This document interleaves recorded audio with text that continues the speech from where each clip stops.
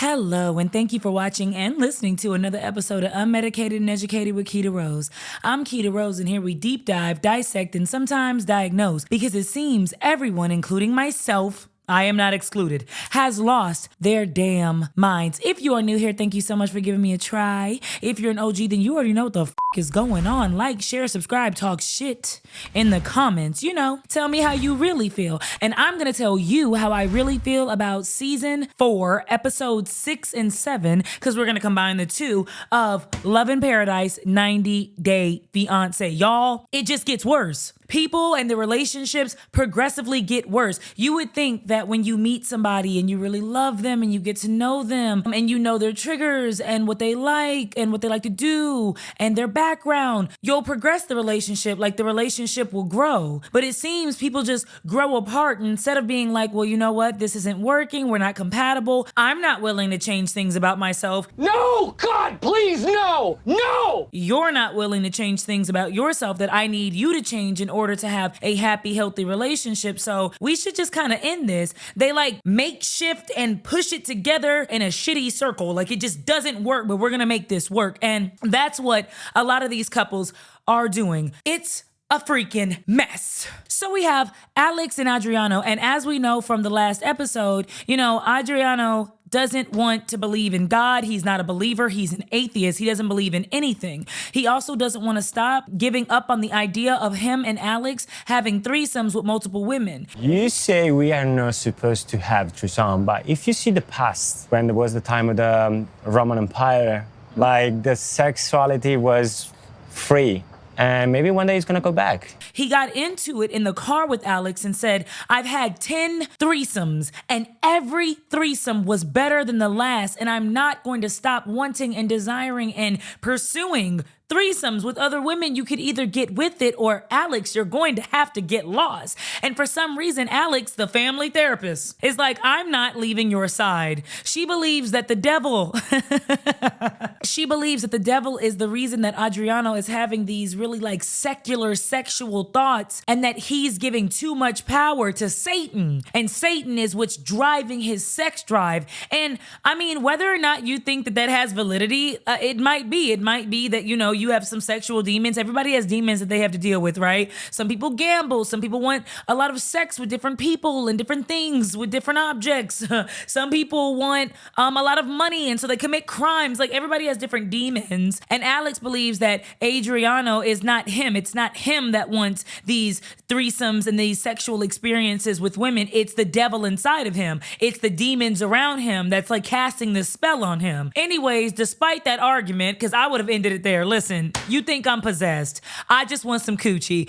I want some extra coochie outside of your coochie, but you think I'm possessed. I understand that. I'm not going to change. You keep talking about this. You keep crying about this. We're not resolving this at all. None of us have figured out a way in which we can resolve this conflict. So maybe we just need to take a beat. I mean, we don't even live in the same country. So we don't necessarily have to see each other. We don't share any children, thank God. We're not married, thank God. So we could just end this. Alex is like, no, I'm going to get this demon out of you. You are my Italian God. You are my man. And so Adriano decides to take Alex to meet his mother, his family, his stepfather, right? Alex and Adriano's mom is having to translate through a translator. And it's a really cute bonding experience, right? So she's like, what do I do next? And the translator's like, which basically means like, grab the onion, grab the tomato, grab the oil. Like this is Adriano's favorite pasta. It's his favorite dish, even from childhood. They make it. Everybody's going to enjoy it. It seems like it's a really good time. Adriano's mom seems to really like Alex, and so it's going well. And this is what Adriano has been saying from the start. Like, once you meet Alex, you'll love her. Not only is she beautiful, but like, we really click. She's a kind spirit. She's a good person. I really love her.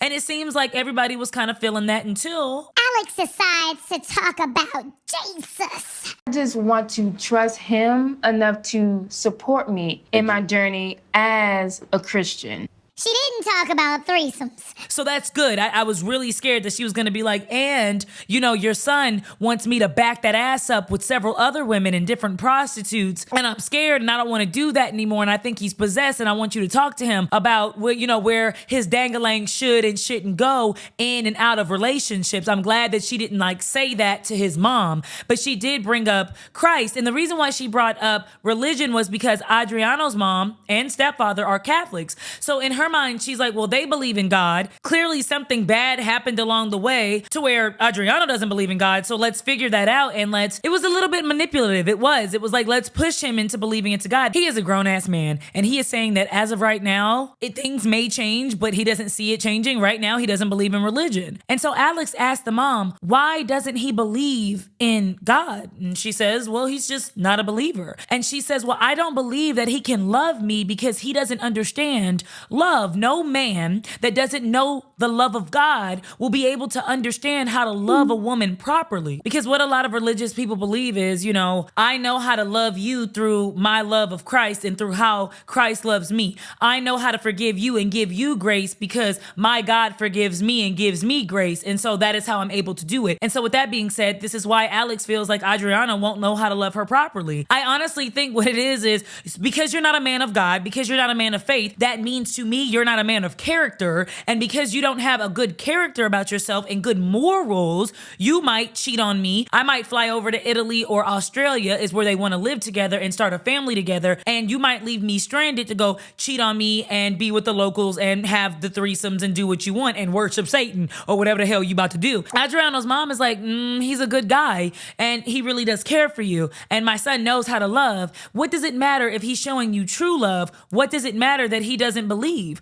I don't believe that. And so I think Alex starts crying in this moment because she feels like everyone is ganging up on her. Adriano is saying, I don't want to believe and I don't have to. Adriano's stepfather is kind of staying silent like, damn, I wish I could just enjoy this pasta without y'all bitches talking about things I don't really want to hear. And Adriano's mom is kind of confused. My son's a good man. My son is a loving man. My son is a man of character and morals. He just doesn't believe. Why is that such a big deal for you? Why can't you guys work this out? Alex says that she feels ganged up on. She feels like no one understands her. And really what it is I didn't get my way. You didn't agree with me. You and me, because you're a Catholic and I'm a Christian, should have teamed up and we should have attacked this demon together. Holy water. We should have attacked this demon together. But since you didn't and you kind of just let your son be himself and have his own feelings toward God and religion, I feel ganged up on and I feel like you don't really understand where I'm coming from. And it's like, no, we're all grown here. We understand. He's not a believer. And no matter how much we probe him and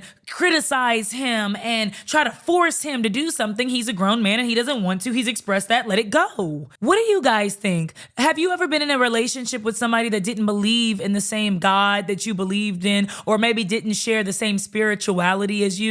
Did it work? Do you feel like that situation could work? Or, hey, if you believe in God and I'm an atheist, we just believe in different things. We live our life differently and we shouldn't be together. Me personally, that's a big no for me. I would rather, I'm not saying it can't work, but I would rather be with somebody who shared the same faith with me, just also out of convenience. Not only do you believe what I believe, not only do you practice what I practice, you're not going to look at me weird when I want to pray before I eat or when I want to go to church on a Sunday. You're not going to look at me like, what are you doing? You're also not going to criticize it, judge it, talk crap about it. You're just going to, go along with me rather than being with somebody where you constantly have to prove why it is that you believe what you believe. I'm personally not going to sit in the car with you every day and talk to you about my fake God or why I believe in this. Listen, you don't believe, that's fine. I do.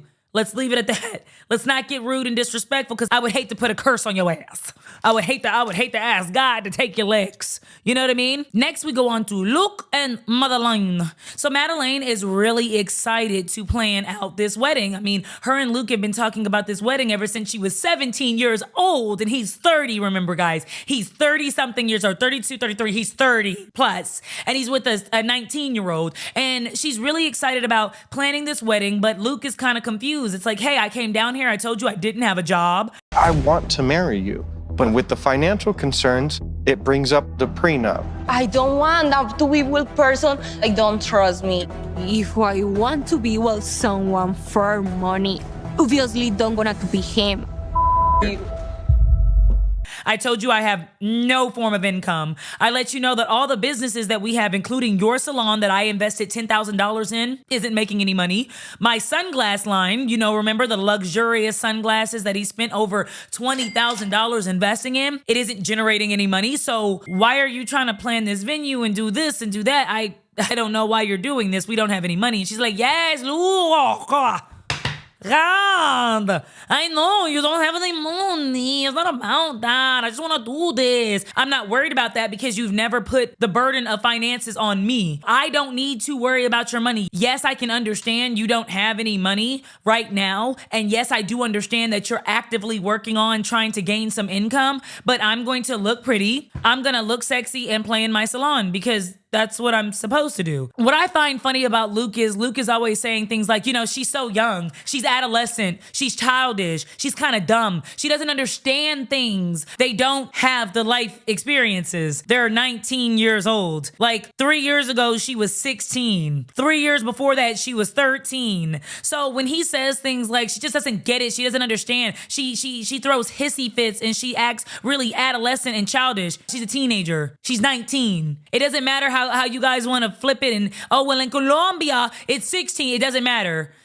No matter what the law says, your brain cannot develop. They say the human brain doesn't develop until 25 anyway, right? And so your brain isn't fully developed. You need to have these experiences. So in one way, it's like good that she's experiencing this relationship with this guy, right? So that's another notch on her belt to say what I don't like. This is what I don't like. This is how I don't want to be treated. This is how I do want to be treated. This is what I expect out of a relationship. Like on one end, it's good that she's experiencing this, but on the other end, it's bad because he continuously calls her a child. She is a child. Why are you with her? Why not be with somebody? See, what I believe that Luke expected was for a woman to say, hey, baby, I understand that you are going through it right now financially. I got a little bit in my 401k. I got about $30,000 in my savings. So right now we'll be all right. If you want me to take care of some of the wedding or if you want me to hold off, we can do that. Let's sit down and have an adult conversation on how we both find it fit to move forward. Instead, Madeline said, I don't know what you want to do. I don't like you, Lord. But I don't know when I'll have that money. Yeah, Is what I'm because getting at. nobody knows the future. Maybe it's an age thing. And at 19 years old, you can't understand the gravity of my money problems. She's a babe, yes. Yes, she acted like a 19-year-old. Why do you want her to act like a 46-year-old grown, intelligent woman that's been through life before and can help you with these hardships? You want to marry her. When you marry somebody, it's much more than we have great sex and we look good on Instagram pictures. It's like, hey, if I fall short, are you going to carry me? When you fall short, for sicker or in health, for better or for worse, when you're falling short, when you are sick, I will carry you. We will carry each other. So Luke and Madeline go to the wedding venue, and so he brings up the prenup. If you're gonna get married, you get a bulletproof prenup that protects your assets. Have you had that conversation with her? I don't understand about Madeline is why she won't say shit to Luke like, you don't have any money. You're broke. Why do you keep talking about this prenup? I'm not signing a prenup. I don't want to. You don't have any money. I'm not going to take anything because you don't have anything. How about this? When you get, because there's a such thing as a postnup, right? After we got together, after we got married, we decided to have a post-nuptial, right? So we can do that when you've acquired some money and you don't want me to take your assets. Now, Madeline is taking this really hard. She feels like this is a sign that Luke doesn't trust her and that he sees her as a gold digger. The prenup is a non-negotiable for me. But I'm willing to table this conversation for now because it seems like we're talking in circles and really we're spinning wheels and not getting anywhere. Luke set up that relationship to be that way. Not once did Luke say, are you going to take care of me financially if I fall off? Are you going to help me come up with business ideas? Are you going to sit down with me and do these things? He said, here, here, here, here, here, and then he punished her for taking. It made no freaking sense, and I hate when men do that. Women too. I hate when people that are more financially sound give, and then when they feel like they don't want to anymore, or they don't feel appreciated, or something goes awry in their business, they're like, you should do all this for me. You should do all this stuff that you never did before, that you were never required to do before. You should learn how to do it right now and help me. No. I look pretty. I'm your trophy wife. You bought me titties. You bought me titties, Luke. Because you wanted to look at my titties. And so that's what she's there for. You wanted to look at her, and that's what she's there for. So all this, like, I just don't trust you, and why? Why would you ever go as far as to get engaged to somebody that you don't trust? That you don't already know what's going to happen in the relationship? If things were to go wrong, why would you ask her to marry you? It doesn't make any sense. Now, I'm with Madeline. She thinks this is a sign that he doesn't trust her, and maybe so. Maybe he thinks that you're a gold digger, but if you're a gold digger, it's because you set it up. If she's a gold digger, if she's a woman that's only out for Luke's money, it's because he set that shit up. I'd be like, you don't have any money. When you get money, I'll sign the paper. But since you don't have any money, I'm not signing shit. Do you want to get married or not? God, I hate when you talk about being broke. I hate it. Stop. Then we go on to Aaliyah, who used to be Douglas, and Sean. So as we all know, Sean is trying to get used to this transition. Aaliyah wants to be a woman now. She's transitioning, and so her pronouns are she and her. And so Sean never really wanted to be with a woman. He was with a woman for 14 years, married with children, and he knew from that moment that he wanted to be a gay male. And so he started dating males. Well, Douglas is who he fell in love with, but now she's transitioned to Aaliyah. So we get to jump a little into Aaliyah's past, and we meet her mother. Now, she lets us know that her mother was a single mom, really never had anything to give to her, was always working, and so she stayed with her grandparents. She really, really wanted a close bond with her mother and never really got it. But now that she's older, she does. And she's really, really happy that she gets the mom that she never had as a child. And so the producers asked the mom, like, a little bit about Aaliyah. And she's like, well, ever since she was Douglas, she was wearing my shoes and being very flamboyant at 7, 8 years old. So I kind of thought she was going to be gay. Did I think she was going to transition into wanting to be a woman? No. But I kind of knew something was going along. There was a little bit of sugar in that tank, and it was fine. Mas eu tenho relacionamento com um americano. O nome dele é Sean. Você, assim, seja feliz e, ao mesmo tempo, feliz, né? Muito feliz pela grande notícia. I love the way that Aaliyah's mom supports her. I feel like no matter what your child decides to be, you need to go ahead and stand beside it. Now, remember, I said that Sean should just leave Aaliyah because Sean doesn't want to be with a woman, but he loves Aaliyah. Like, this man loves Aaliyah. And so no matter what, I feel like no matter, even if she decided to cut off, the downstairs area and decided to get breasts and to become a full-blown, like, fish woman, non-clockable, Sean would be okay with that because that's how much he loves his woman. They're at her birthday party. She's turning 26 years old. Everybody's there, and Sean gets Anita, who is her favorite pop star. Sean expresses that Anita in Colombia is like what Beyonce is to the United States, right? So she is everything. He gets Anita to reveal a special surprise for Aaliyah. And so they're all at the party. They're having a fun time. Everybody's getting into it. And boom. Oi! Mas você quer a Anitta, eu tô com seu namorado, Sean. E eu tenho uma pergunta pra te fazer. That's crazy. Você quer casar com ele?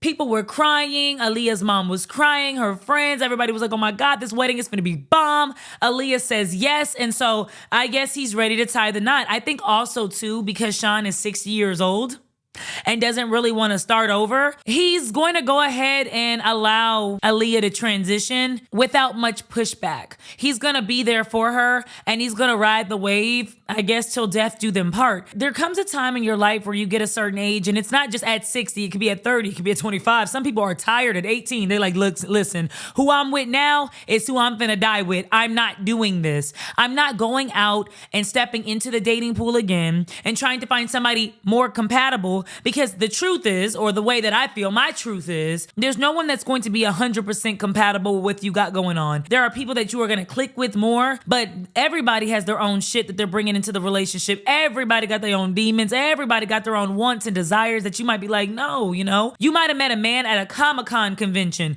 and so you guys have that in common. But 3 years from now, he goes on a journey. Maybe he loses somebody and he decides he wants to backpack around Africa and he wants to leave comics and leave anime to the side and do that. You could either decide if you're going to be okay with that path or no, this is how we met. This is what I like to do. You can do your thing, backpack around the earth, and I'm gonna stay right here and we can be together, or we can go our separate ways. Those are the three options. I'm either gonna go along with you, you're gonna go along with me, or I'm gonna let you do you and I'm gonna do me and we're gonna stay together, or we're gonna break up because it's just too hard. It's not convenient anymore. It's not comfortable anymore. And I don't wanna do it. Those are your three options, right? But this whole idea, this whole notion of you're gonna meet somebody and they're gonna do everything that you like. They're gonna be the perfect person for you. You're never gonna go through hardship. You're never gonna go through anything. Like, come on, it's not reality. It just isn't reality. People go through things. And that's okay. And in this case, in Sean's case, it's Aaliyah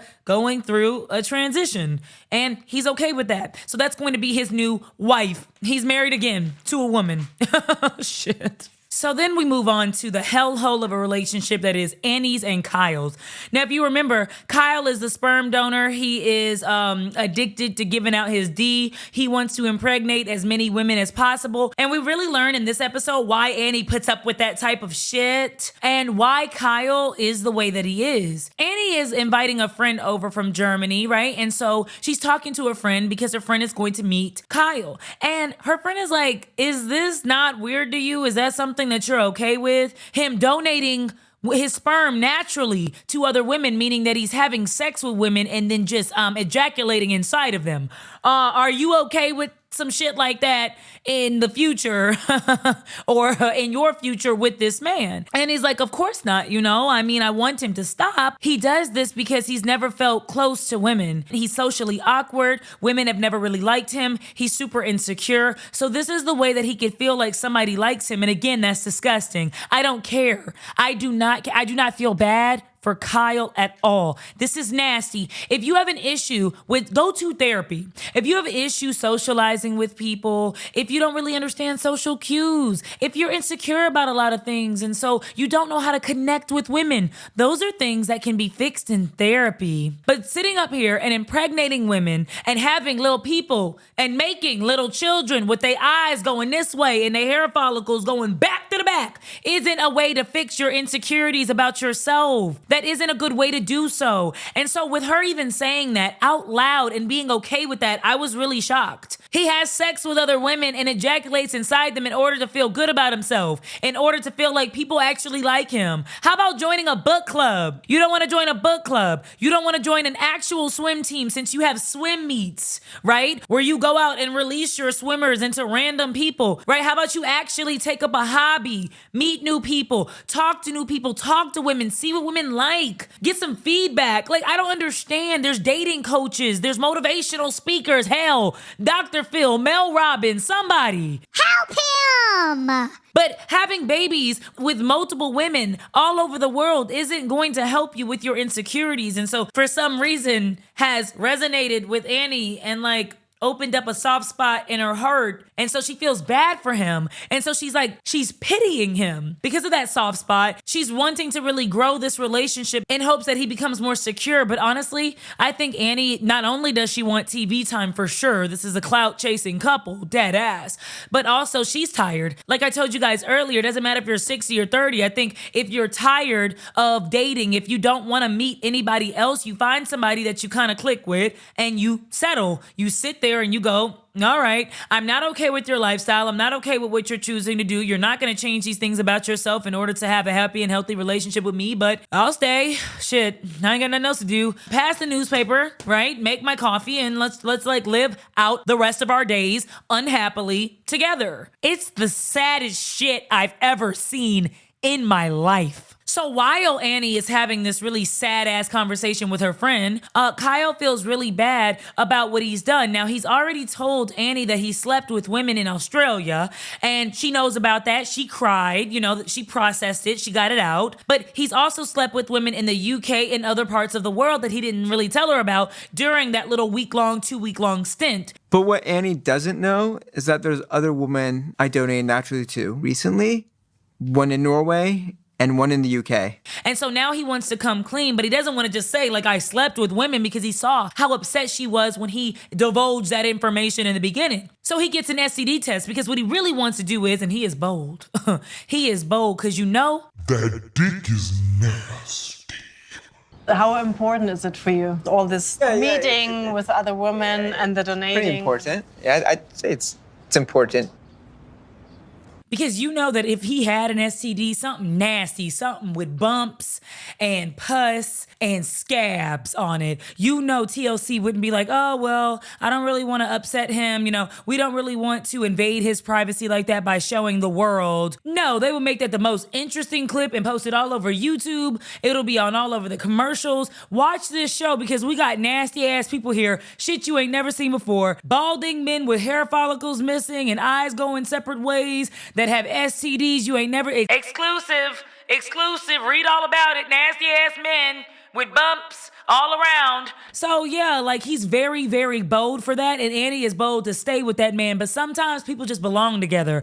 You belong with him. I feel like, you know what? Kyle is just the man for Annie. Next, we move on. Last but not least, we go back to Luke and Madeline. So now they've calmed down, right? So Madeline was very upset about the whole prenup situation. She wants him to stop asking about it. He ain't got no money anyway. So she doesn't want to feel like she's a gold digger in his eyes, or that he doesn't trust her. So they calm down, they've settled, and now they're going to have a conversation where Luke puts his foot in his mouth again. So I don't know what he was really trying to get at, but he ended up saying, you know, Madeline, I just feel like I want you to sign this prenup because I'm your best opportunity. And he didn't really add context. He didn't say, I'm your best opportunity of getting into the country. I'm your best opportunity to get, this money. I'm your best opportunity. I'm the best looking man you'll ever find in your life. That's why you need me. It was just kind of like vague. And so left up into the interpretation, Madeline took it like anybody would take it, I think. Wrong. I would take that wrong as shit. I don't know what he was trying to say. No matter what, saying that I'm the best opportunity you have to someone is extremely disrespectful, and it minimizes her role and who she is. So basically, she's like, you think you're my best opportunity for what? For what? Best opportunity you think I have it. The best opportunity. Ooh, you think I see you like opportunity. She goes off, right? And so he's like, oh my God, I'm not the best at explaining shit. Well, you need to get very good at explaining things, especially since there's a language barrier. We already can't understand each other 100%, but now I think you're fucking insulting me. So I'm about to go off. And honestly, I really don't know where, again, he was getting at, because it's not, I'm the best looking man and you'll never find another. She's 19, you're 35, your looks are gonna fade. It's not, I'm your best opportunity to get into the country because she could just find another guy that's done with American women that wants to find somebody else who doesn't speak English so that they may, be manipulated, some other 18-year-old. So that's not true. She can find anybody there. And it's not, I'm your best opportunity to make any money, because, well, the truth is, you bought her titties. You bought this 19-year-old beautiful girl titties. And you don't think another middle-aged man wants to look at them titties that has money, that actually has a job, that has multiple streams of income coming in? You know what? All this shit just puts me in a bad mood. You don't think she can't find another man with money? She can. You don't even have the money that you're talking about. The money that you want to protect with the prenup, you don't have. You don't have it anymore. You have a whole bunch of businesses that you invested in. You didn't grow them at all. I don't know what he means by I'm your best opportunity, but no matter how you take it, no matter how you look at it, it was wrong. And that little comment, that disrespectful ass comment, put her in a bad mood. And if Madeline wasn't in Colombia, because we do not ship to Colombia, but if she was in the United States, I would tell her to pick up one of my mood boxes. That's right, folks. This is my mood box, and it says I've been waiting for you. And you'll get this box and so much more if you shop on KitaSaidIt.com. What's in your mood box? Well, you never know, because every box comes with a special surprise, and not only a surprise, but a message from me to you. That's right, I'm here to improve your mood. Just go on down to KitaSaidIt.com,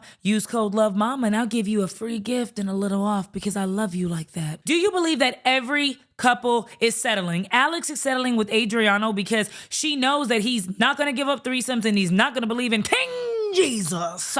Do you think that Sean is settling with Aaliyah because he didn't want a woman, but now she's turning into a woman and now he wants a woman, so he's gonna marry her? Do you think that Annie is settling with Kyle? She says, am I crazy? Or, am I crazy or am I in love? You're crazy. That's wild. It's ridiculous that you're giving him time. And is Madeline settling with Luke? I mean, at first he came bearing gifts and money and a new lifestyle, but now all of that is going down the drain and he's putting his foot in his mouth and being disrespectful and sad and soggy.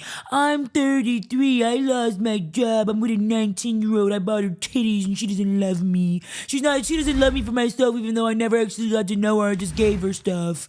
And now she's being a gold digger, even though I only gave her gold to dig. I don't get it. What do you think? Put it in the comments, and until next time, ooh, baby, I will holla.